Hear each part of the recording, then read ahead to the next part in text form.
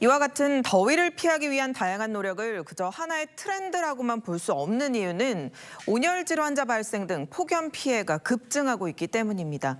재난급 폭염에 어떻게 대처하는 게 좋을지 박재훈 기자와 따져보겠습니다. 네, 박 기자, 올여름 시작부터 정말 덥습니다. 이 고온 노출로 건강에 이상이 생기는 온열 질환자 수, 지난해와 비교해도 크게 늘었죠? 네, 맞습니다. 올여름은 장마가 일찍 끝나고 극한 폭염이 빨리 시작됐죠. 덩달아 온열 질환자 발생 추세도 역대 최고 수준인데요. 지난 8일 1,200명을 넘어서며 가장 빨리 1,000명을 돌파한 기록을 세웠고요. 10일 현재 1,440명, 사망자는 9명으로 작년보다 약 3배나 많습니다. 아무래도 야외에서 일하는 분들이나 고령층이 유독 위험할 것 같은데요. 그렇습니다. 질병청의 온열 질환 통계를 한번 분석해 봤는데요. 10명 가운데 8명꼴로 야외에서 환자가 발생했고 장소는 야외 작업장과 논밭이 절반을 넘었습니다. 사망자의 경우 고령자 비율이 높은데요. 최근 통계상으론 3명 가운데 2명은 60세 이상이었습니다. 논밭에서 쪼그리고 앉아 머리 위로 내리쬐는 햇빛과 땅바닥에서 올라오는 지열을 동시에 받게 되기 때문입니다.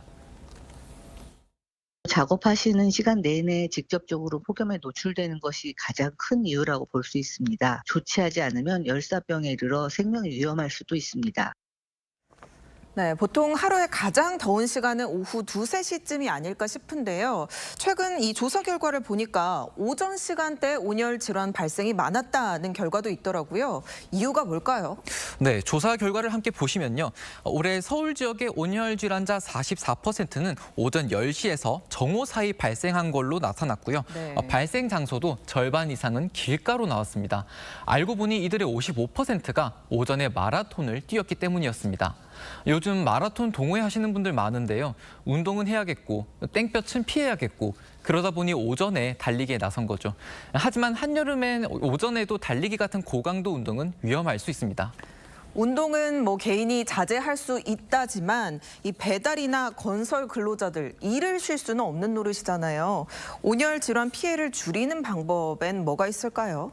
네, 어제 정부가 폭염 속에 일하는 노동자에게 휴식 시간을 보장하도록 의무화했습니다.